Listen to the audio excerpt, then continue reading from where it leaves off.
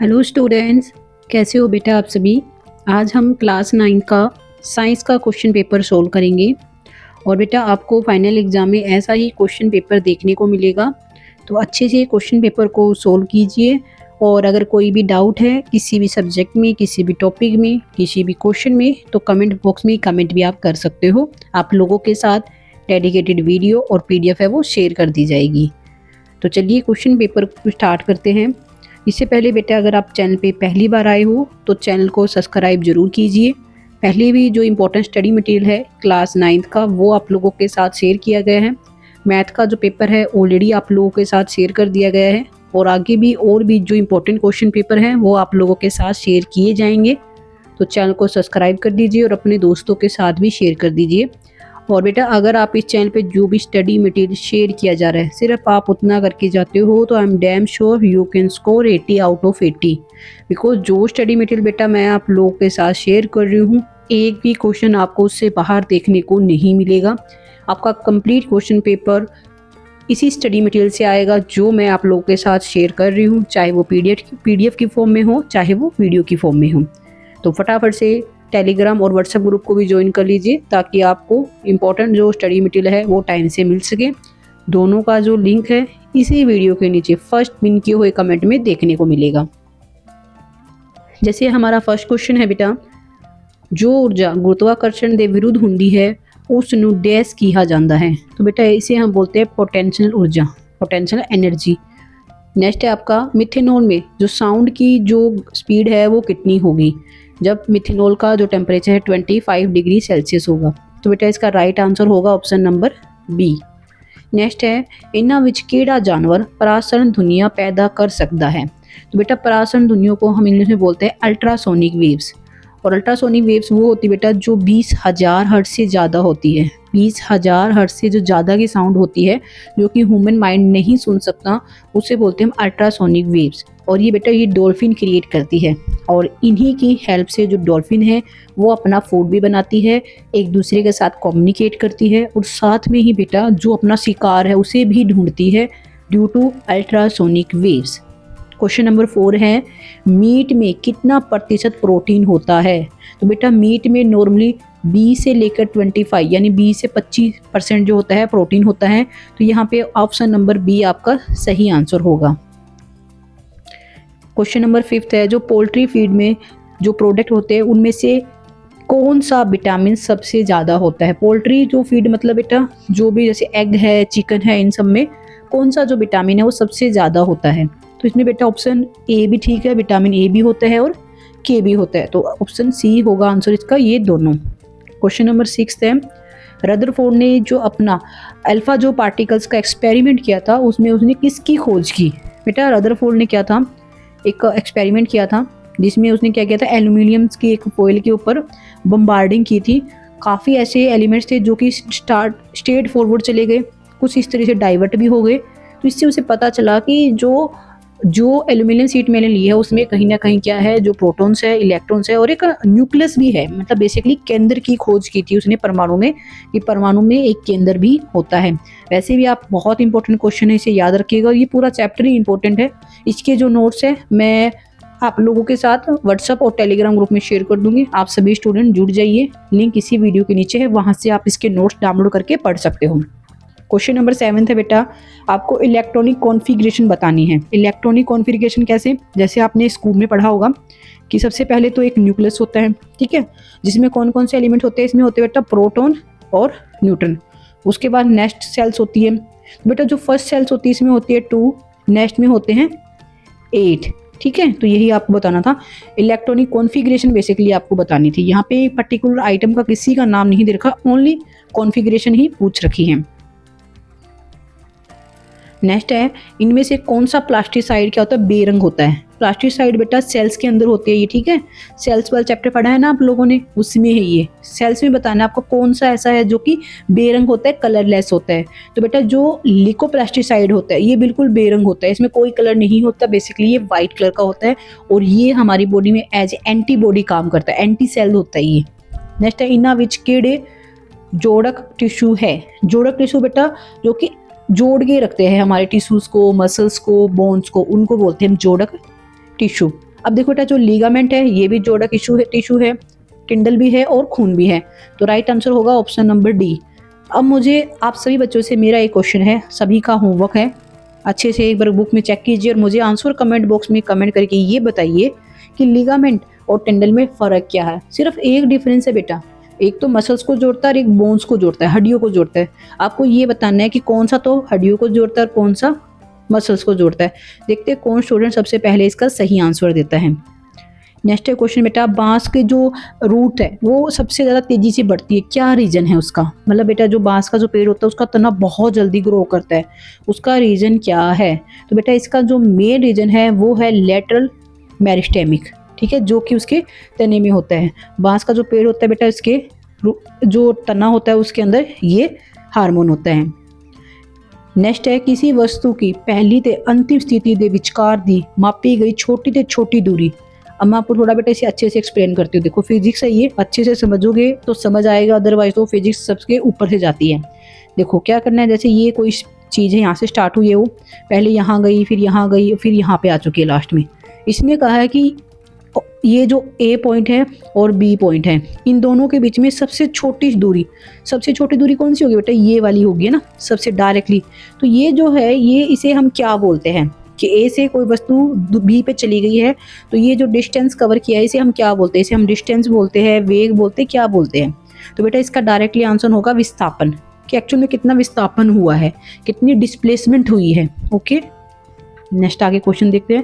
बेटा साथ साथ में कॉन्सेप्ट को समझते चलिए, ओनली रूट लर्निंग से एग्जाम क्लियर नहीं होते हैं, और वैसे भी आप नेक्स्ट ईयर अब क्लास 10th के स्टूडेंट बन जाओगे, तो अच्छे से थोड़ा सा अभी से तैयार हो जाइए पढ़ने के लिए, क्योंकि क्लास 10th बोर्ड की क्लास है, अच्छी खासी मेहनत करनी होगी आपको। इसके लिए ज़रूरी है अच्छे से अभी से पढ़ना स्टार्ट कर दो, ताकि आपको क्लास 10th में कुछ भी ऐसा ना लगे कि भाई अब कैसे पढ़ाई होगी। ओके, और इस वीडियो को आप अपने दोस्तों के साथ भी शेयर कर दीजिए, ताकि वो भी अपनी एग्ज़ाम की जो प्रिपरेशन है वो कर पाए, because sharing is always caring. चलो बेटा क्वेश्चन नंबर 12 है, बल का एसआई यूनिट आपको बतानी है। बेटा जो बल की एक्चुअल में एसआई यूनिट होती है वो होती है बेटा न्यूटन, ठीक है, और न्यूटन को हम मेजर करते हैं किलोग्राम मीटर पर सेकंड स्क्वायर।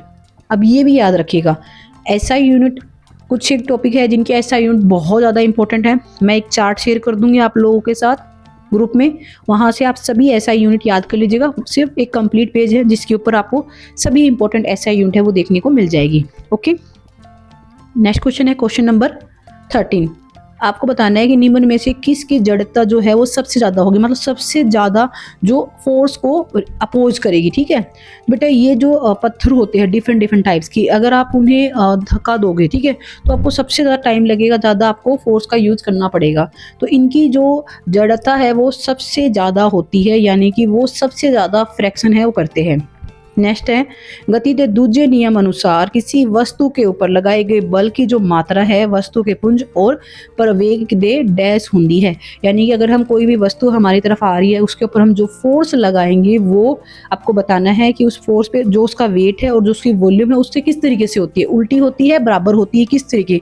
मैं आपको एक एग्जाम्पल से समझाती हूँ किस तरीके। देखो आप सभी बच्चे क्रिकेट मैच देखते हो, ठीक है। क्रिकेट मैच में क्या होता है कि कोई भी जैसे बैट्समैन ने बॉल को हिट किया, हिट करने के बाद कोई भी जो फील्डर है जो फील्डिंग कर रहा है, जो बॉल को कैच करने की कोशिश कर रहा है, तो वो क्या करेगा, वो देखेगा कि सामने से बॉल मेरी तरफ आ रही है, तो वो जैसे बॉल आती है ऐसे नहीं है कि वो सडनली वो जहाँ पे भी खड़ा है वहीं से बॉल उसने कैच कर ली, नहीं बेटा, वो अपने आप को एडजस्ट करता है आगे पीछे हाथ को भी, कि हाँ ऐसे बॉल आएगी मुझे इस तरीके से कैच करनी। अदरवाइज आप बच्चों ने नोटिस किया होगा जब आप छोटे बच्चे थे एकदम से बॉल को आपने कैच करने की कोशिश की और आपके हाथ के ऊपर चोट लग जाती थी बॉल की, है ना।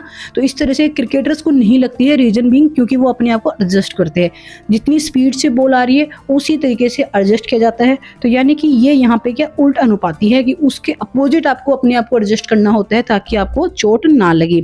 ये मैंने आपको प्रैक्टिकल एग्जाम्पल भी बताया बेटा, और मुझे नहीं लगता इस टॉपिक को इससे अच्छा कोई भी आपको समझा सकता है। बहुत रियल लाइफ एग्जाम्पल मैंने आपको बताया और आप अभी से अच्छे से याद रखिएगा, क्योंकि क्लास 10th में फिर से ये टॉपिक आपके सामने होगा, वहाँ पे आपको नहीं भूलना है। नेक्स्ट है क्वेश्चन नंबर 15। देखो बेटा चांद और धरती के बीच में अगर कोई भी वस्तु है उसमें जो वेट का कितना डिफरेंस आएगा ये पूछ रखा है।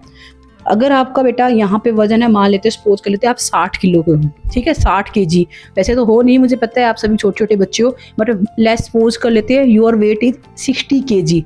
और अगर आपको चांद पे आज ही भेज दिया जाए, मैं कहती हूँ चलो उठो अभी आपको चांद पे जाना है, तो आपका जो वेट होगा वो बेटा सिर्फ होगा 10 केजी, यानी कि 1/6 वेट है वो आपका रह जाता है। 60 केजी का एक पर्सन है, उसका वेट हो जाएगा चांद पे जाके 10 किलो।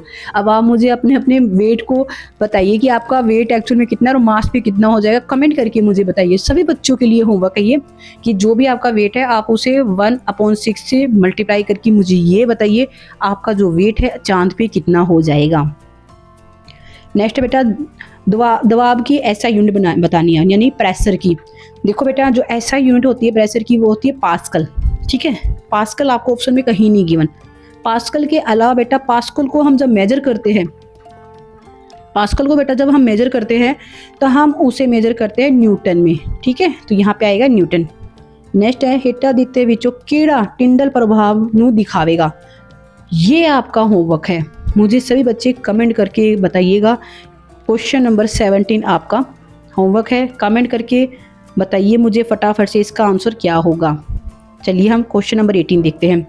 आर्गन दा परमाणु केड़ा है।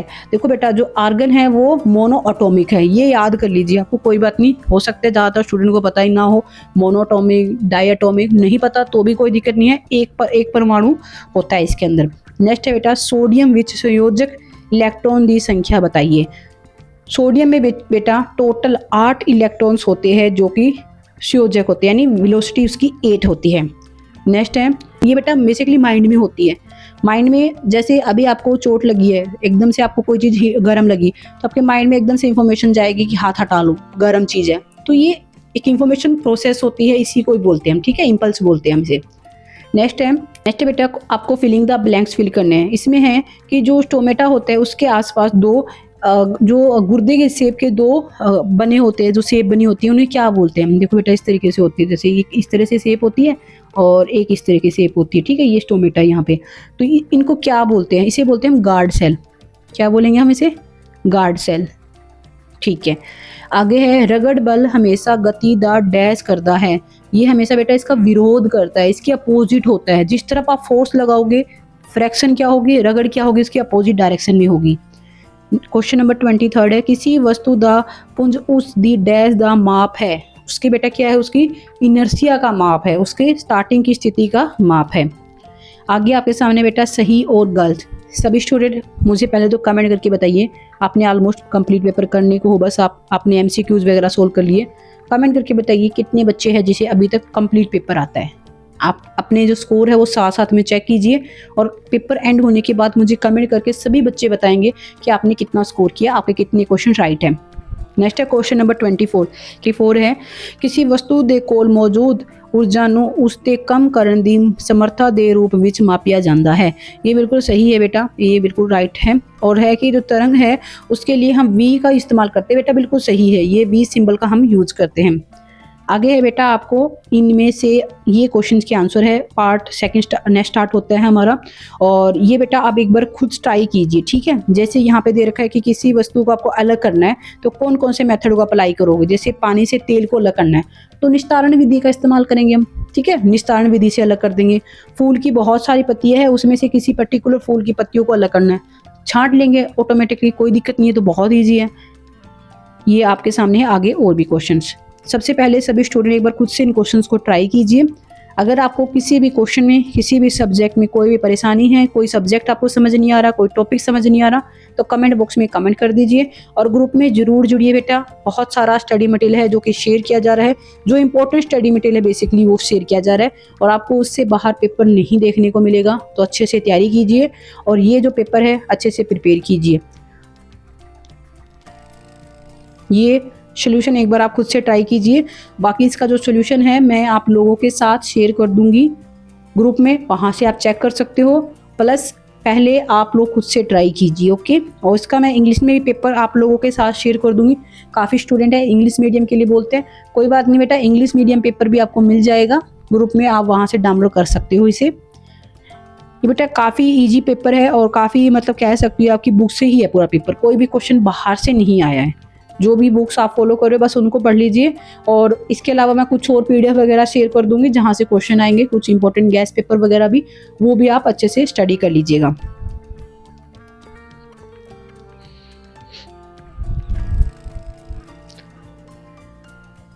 इसके अलावा बेटा एग्जाम में थोड़ी सी प्रेजेंटेशन पे थोड़ा ध्यान रखिएगा। प्रेजेंटेशन किस तरीके से करनी है इस पे मैंने ऑलरेडी एक वीडियो शेयर की है, नहीं देखी है तो अभी वो वीडियो देखिए, बहुत ज़्यादा इंपॉर्टेंट है। कम आंसर राइटिंग करके आप किस तरीके से ज़्यादा नंबर ले सकते हो, ये वीडियो टोटली इसी बेस पे है कि आपको आंसर राइटिंग किस तरीके से करनी है। स्पेशली बेटा जो बहुत अच्छे पढ़ने वाले बच्चे हैं वो तो उस वीडियो को ज़रूर देखिए, बहुत ज़्यादा हेल्पफुल है आप बच्चों के लिए कि आपको ये पता चले कि आपके नंबर कहाँ पे कम हो जाते हैं। और जिन स्टूडेंट को ये है कि पता नहीं मैं पास होऊंगा भी या नहीं, उनके लिए भी इम्पोर्टेंट है कि वो अच्छे से उस वीडियो को देखिए और जो ट्रिक्स बताई है मैंने आप उन्हें फॉलो कीजिए। तो ये बेटा अब आपके सामने है ये लास्ट पार्ट।